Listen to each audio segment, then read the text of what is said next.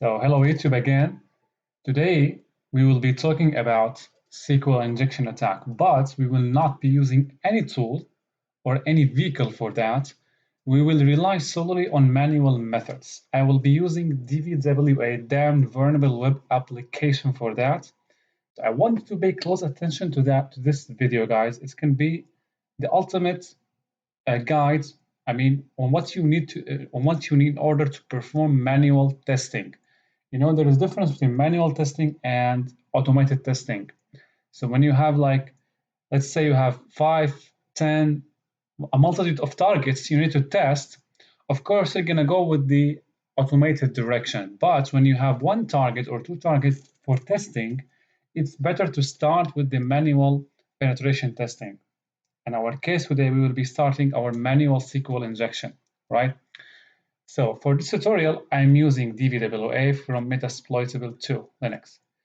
So basically, guys, I have put the here queries that we will be talking about, and here I put sample of vulnerable code in which we will spot the weakness that would allow SQL injection to take place. Okay. So now, as you all know, guys, SQL injection is a kind of, all of you guys know what SQL injection, right? I mean, no one doesn't know what SQL injection, but basically, areas of testing would be boxes, right? Boxes for logins, forms, comment areas, whatever. So whenever you see box, it is a candidate for SQL injection and could be for cross-site scripting attack.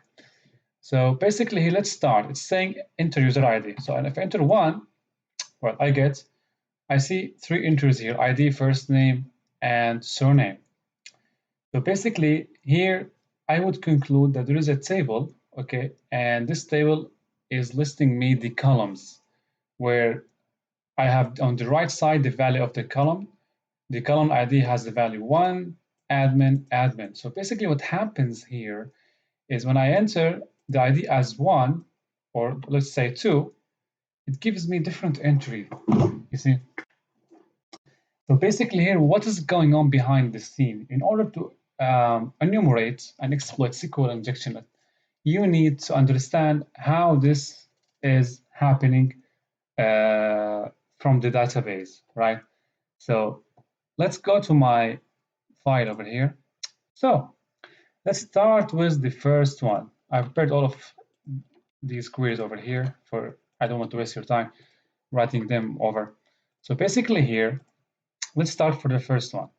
When I say select star from users where ID equal 1, here, this query, guys, it will display all of the columns, okay? Star here means all columns, okay? Display me all the columns from the table users, okay? And on the condition where the column ID has the value of 1. That's what happened here when I enter 1. When I enter 1 here, it says, gives me, or let's say, display all the columns, here star all the columns, right? From the table users where the column ID equals to 1. So that's interaction here equals to this query over here, right? So basically, let's try something else. If I try 2, it goes by the same logic, right? Now, I have concluded, personally, that in order to demonstrate this in a clear way, we should subvert the logic of the SQL query, right? So basically here the idea is like this, guys. So this is an example. This example goes for this box over here. Let's explain this. So let's say select star from users where username equal Tom and password equal Tom. This is an example of a query that is sent to the database in login forms. This is an example of query where when you search for, an entry in a database like this box over here, right? But this example over here, most of the time, it exists where you encounter, login forms. So here it says, display everything, okay? Select everything from the table users, okay?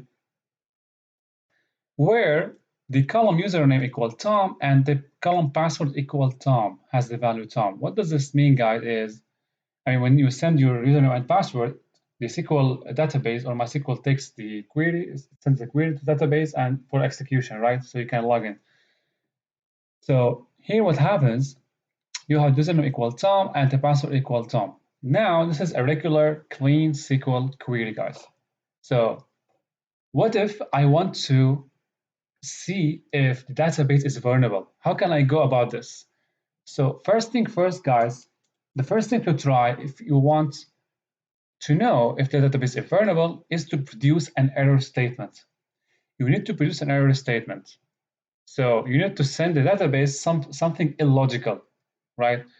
So if I send here, the first one example of this could be the single quote. If I submit this, it says you have a syntax error.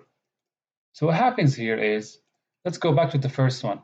So I said, instead of one, select single quote. And single quote, there is no entry, there is no column that has the value quote. So it displays an error. So what's the weakness here? The weakness is not the error, guys. So, any application, no matter how secure it is, there are errors, right? The error, the weakness here is, you see, the error has been populated on the screen. You can see the error on the screen, and from the error, you can conclude or know the database software. In this case, it's MySQL, right? So maybe in other testing, maybe if you do different testing, you might see MariaDB, for example. You take it. So basically, you need to produce an error statement. One way to do that is to use the single quote. Okay. Now, let's see, guys. This kind, like single quote here. Now, what goes behind the scenes when we try to submit single quote in login forms? It's the same, guys. So instead of Tom, if you put single quotes here, there is no entry that has the value. There's no column. The username column doesn't have the value. In all of the records, there is no value of single quote. So it displays an error.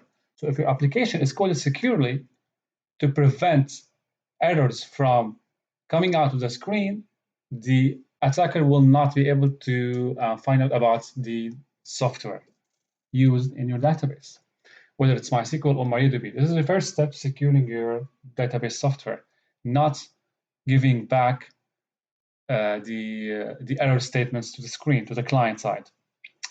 So now I have arrived to the conclusion that we have a MySQL database software here. So what's the next step? The next step is to produce the SQL injection query. So how this goes, guys, let me explain to you one example. So basically, let's go back to the first one. So if you are testing for a login form, you can do the following. So select 0 from users, let's say, where username equal, look at that. The username I sent is this one. So let's explain step by step why sending this kind of query is subverting the logic of the SQL database processing. Why? So let's take it step by step. Let's dissect that. So basically, the username I am telling the database, okay, the username is Tom, okay, that's fine. But I am putting here a quote, which we agreed that code produces kind of, errors, right? And after that, I put or 0 equals 0, semicolon, pound character.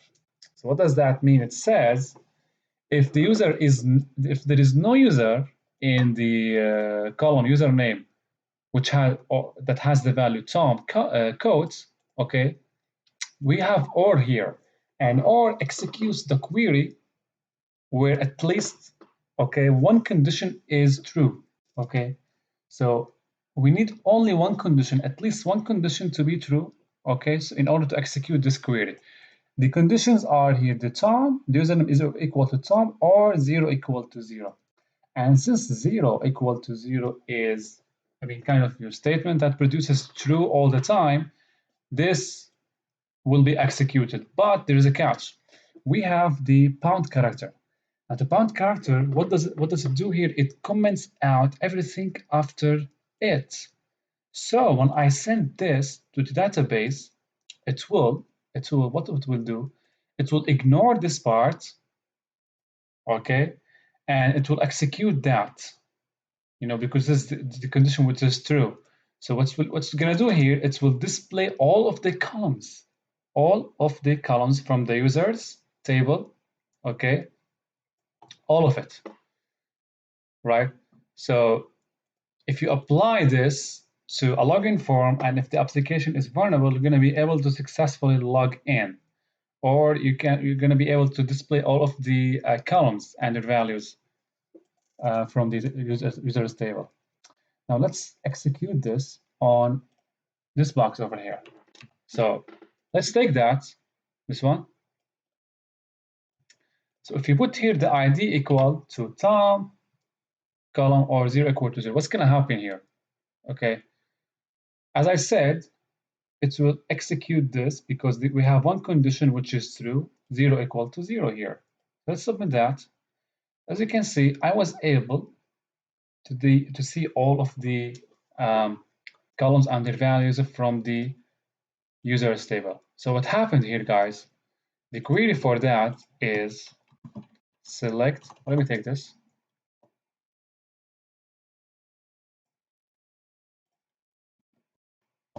Okay, so what happened here, instead of 1, I submitted this one, this query over here, this value, right?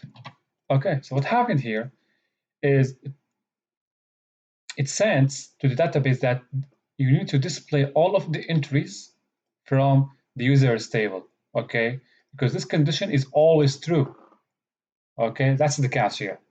Now, if your application uses parameterized queries and doesn't take the SQL queries or doesn't take the input from the user directly into the SQL queries in your code, it will be filtered and sanitized. It will not be executed. Let's talk about this later, okay? So basically, I subverted the logic of the SQL query over here. So I made the database display all the queries over here by sending a condition which happens always to be true, which is 0 equal to 0 here. And the critical part is I used the bound character to comment everything out after the bound character.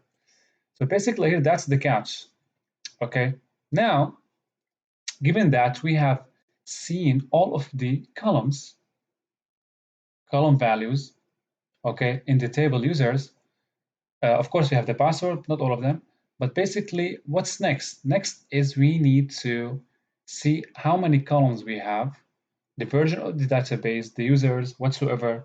We need to use, now we have spotted our foothold, okay? We have spotted the vulnerable spot in this, database. So what we need to do here is to escalate our privileges into displaying more information from the database. So what we're gonna do here, guys, let's take, this is our, this is the guy. So one way to do that is to use the unions all select. Union all select, guys, will give you a privilege or a kind of leverage on the database. It will aid you to display all of the information at once. Okay. So for example, I can display the version of the database. So here, what it does over here, let's say, if I send this, okay, the ID will be Tom or 0 equal to 0, okay? And that's fine, displays all of the queries, right? But what about this? Now, since I'm using union over here, okay, union allows me to execute more than one query, one at a time.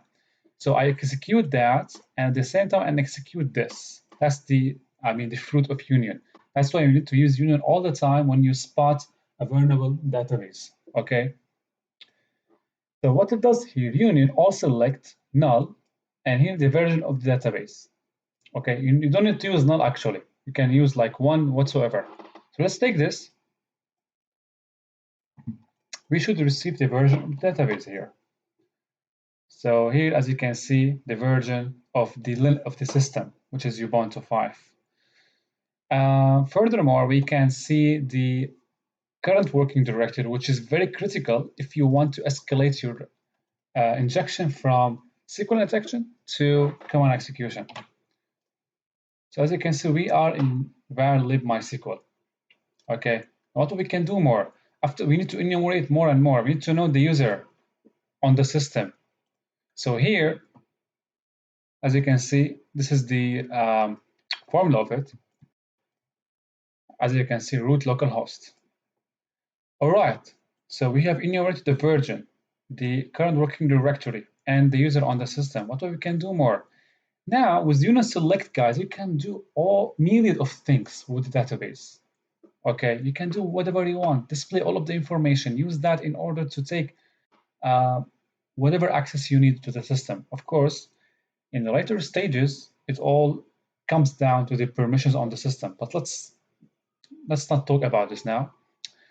So let's now go to the next one. So what this does here over here, as you can see, I have the first, this is my guy, and here I use union to execute another query. What it does here, it says, display all the tables, okay, from information schema. Why information schema, guys? So information schema is the database that holds all of the information about your tables, your columns.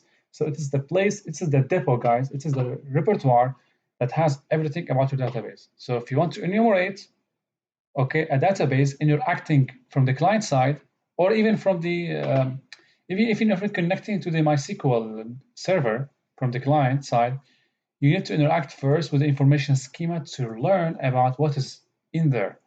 So here I'm saying the ID, okay, the ID of the user here is equal to Tom or 0 equal to 0, which means always true, okay? It's going to display everything.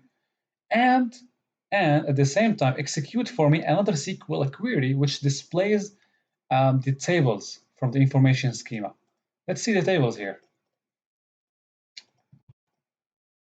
All right, so I have many tables. So let's explain first why you are seeing these. So the answer is clear because you're telling the database the ID is equal Tom or 0 equal to 0. Since Tom code is producing errors, the database will proceed to the next condition, which is 0 equal to 0, which is always true, and will yield to all of the entries from the user's table being displayed on the screen. That explains the first part. Now coming to the second part, these are all the result of this. Okay, so these are the tables from information schema. As you can see, many tables, and we can use these informations, guys, to go further and extract more data. So let's go to the next one. So next one, it says, guys, do the first, okay, and then display, okay, I want to display the column names or the columns from information schema.columns. Don't forget this. So if you're enumerating table names or you want to learn the tables, you need to put information schema.tables. If you're learning the columns, so you need to put information schema.columns. Okay. Here, I am specifying more that I want to display the columns, okay, from the table users. So since I have here table, which is user, named after users, I want to see all of the columns in this table. Why? Because the user's table, has everything I want. The users, emails, password, which is what we are after. So let's take that, see what are the results.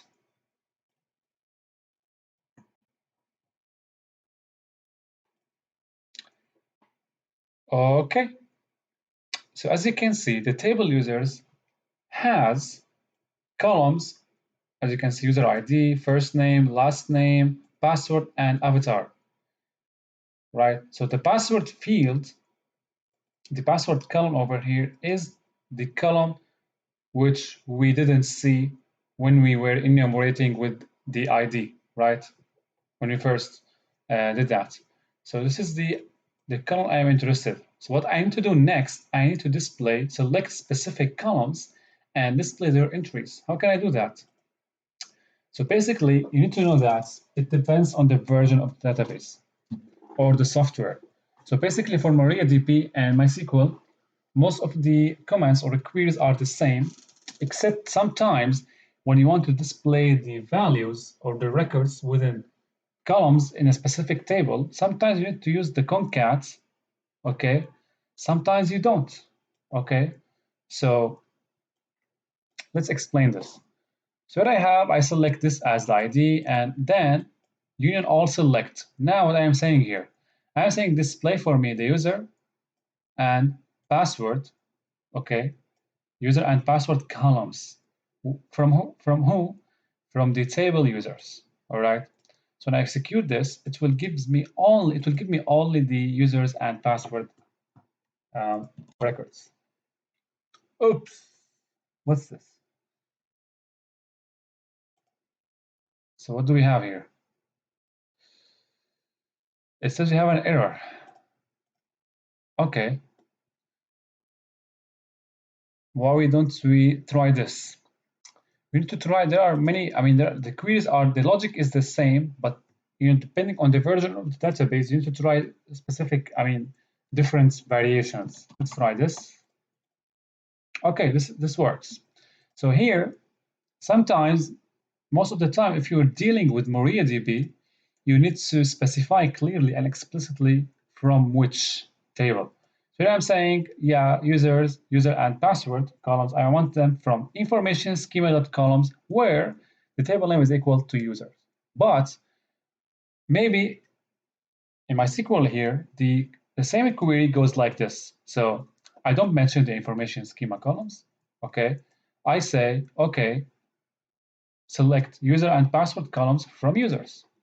Okay, this is most of the time this applies to MySQL. Most of the time this applies to MariaDB. Okay, so I tried this, and as you can see here, what do we have? Uh, okay, so it should display the values of password and user columns from the table. What do we have here? Admin Brown Gordon. So we have user. Let me try this version without concat.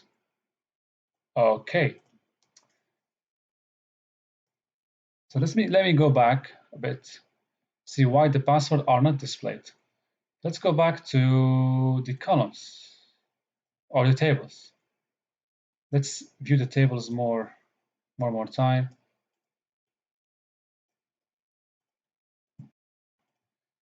So here I have the tables, I have users. Okay, this is the table I'm after. Let's display the columns. Don't expect yourself to memorize all of these, guys. Have a notes, okay? Put all of these queries, the logic, and when you want to do your testing, you need to be quick. You need to be, I mean, efficient and flexible in terms of time. So you have to execute that and do that. I mean, not the goal is not to memorize the queries. The goal is to find the weakness. Let's see the tables. Okay, so I have user and I have password. So here I am selecting the columns user and password.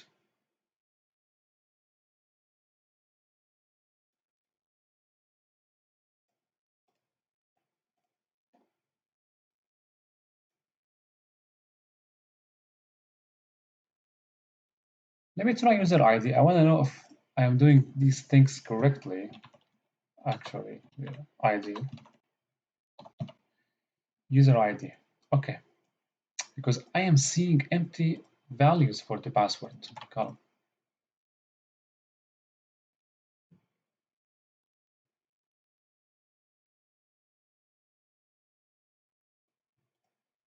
Okay.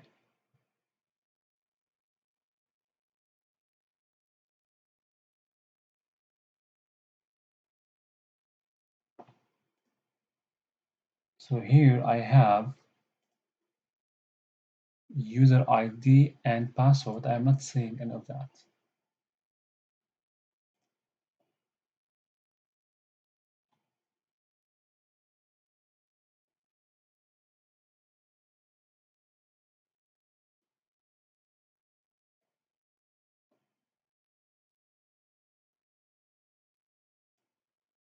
if I try this abbreviation,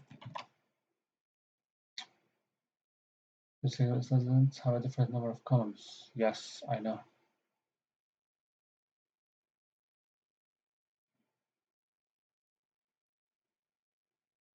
Okay, if we go back to the columns, let's see the columns again.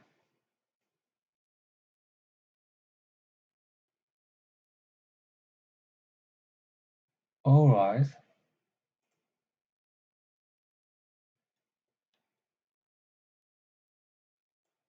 So for some reason, I am not seeing any value for these. Oops, that's what, this one. For some reason, I can't explain why there are no values for this. So I'm not seeing any value for the user ID and password. This is weird. Maybe something I'm missing here. This version. Anyway, I don't know. This is kind of, at the end, this is kind of, testing box. I don't know if it is configured correctly, but let me try one. Okay.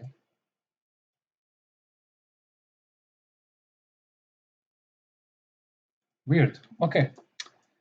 But basically, guys, these queries over here, first one, second one, third one, okay? These are all for the same purpose, okay? You can select, I mean, it depends on the version and the type of software of your database, but they are all serve the same purpose. They all serve the same purpose, but different variation or different, version of the query. You can try all, okay, but basically, before trying all, you need to be careful because sometimes firewalls log everything you do on the system. So best case scenarios or best practices is to determine first the kind of or the type of database software and then execute the query that, Okay, so after we enumerated the database, the columns, the tables, the passwords, the users, we can also display the files on the system, see, read, and write current file on the system. And that's also dangerous. Why? Because we can, read sensitive files like usernames, passwords. If you enumerate more and more, we can determine, we can read, or we can even modify current files. But that all depends on the permissions on the system. If the permissions of the target system are configured correctly, you will not be able to read any of this because at the end you are interacting from the user of the web server, okay? And most of the cases it's www data. So most of the cases this user has not got any rights read permissions on the sensitive files. And that's all, it comes down to the configuration. So basically we can use, for testing purposes, of course, we can still use all select, okay? But we can use then load file. Load file is kind of command. We can bind it to union, okay, in order to display the content of current file. So in my case, I'm going to try to execute this query over here to read the content of password file. Okay, so as you can see here, I was able to read the content of the password file. So basically, when you have a big picture and a blueprint about the target system, the directories, the file system structure, you can use this more efficiently. Okay, I'm talking about a good efficacy here. So you might be able to read many files that were not supposed to be read, and they were configured incorrectly or misconfigured by the system administrators. Now, the last one I'm gonna mention here is the dangerous one. But unfortunately, guys, I don't know why it didn't work on DVWA. So basically here, this one is the part of your test where you escalate from SQL injection to command shell. Wow. So basically here, guys, what you do, so our guy, the ID, okay, which always evaluates to true, union all select, null. Well, you can put one, as I said, and here you put your PHP one-liner, Python one-liner, Perl one-liner, or whatsoever. Okay, it is one-liner PHP, guys, that executes system commands. All right. What I am doing here is I am putting it within double quotes. Okay, and then I'm instructing the system. All right, using the into out file. Into out file will take whatever it comes or whatever it precedes it between the double quotes and puts that into the output file. In my case, it's eex.php. Okay. Now, if I try this, let me try it. It says file already exists. Why? Because I have already pumped this into the current working directory. Now, if you want, now when you want to, okay, you have created the malicious file, then what you will do what?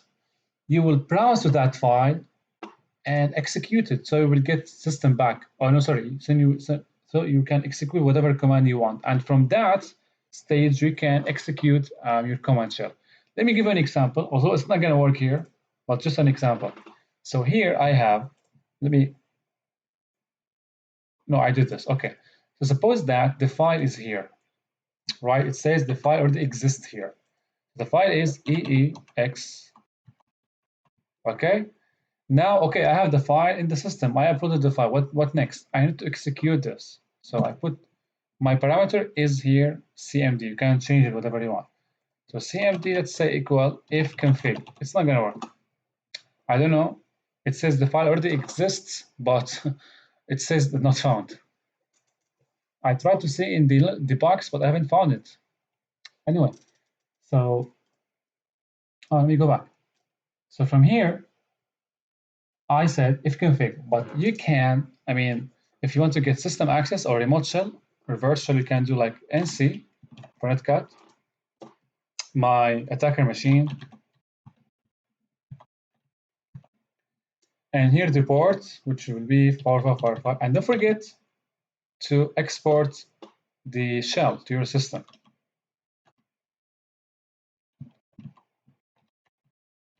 Why the plus? It's for the spaces, okay? When you first execute that, only once you will get remote shell back to your system. And that's how you do the manual SQL injection testing from the A to Z. Now, let's go to the last part. Okay, the last part will be very brief, guys. So this is the vulnerable code. Okay, so let's see where is the weak spot over here.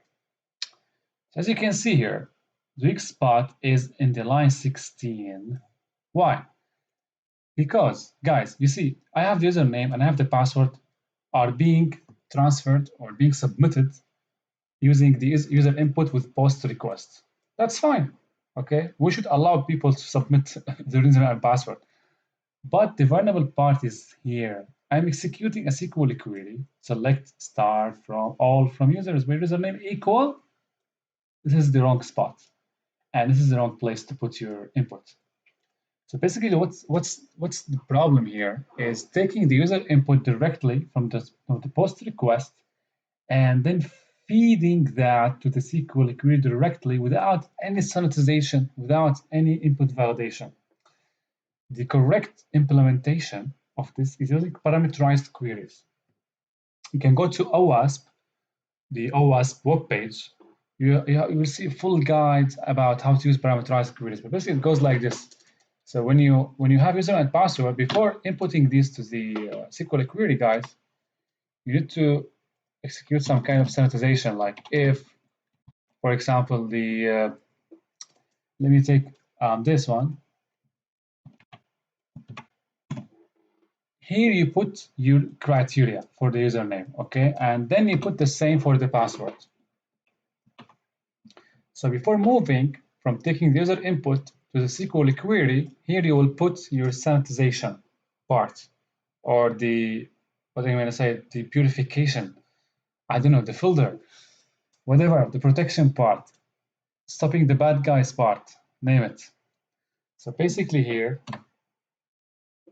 if you do that, only when you do this, you are safe from SQL injection attacks. I mean, not all 100%, but you get the idea. I hope this lesson was helpful, somewhat informative, and I don't know, I will be publishing this right away. And I think I will put this video as part of the OSCP playlist I've curated recently. You know, OSCP guys need this kind of information. You know, SQL injection attack. You encounter many of these in the OSCP labs. Okay, guys. So thanks for watching.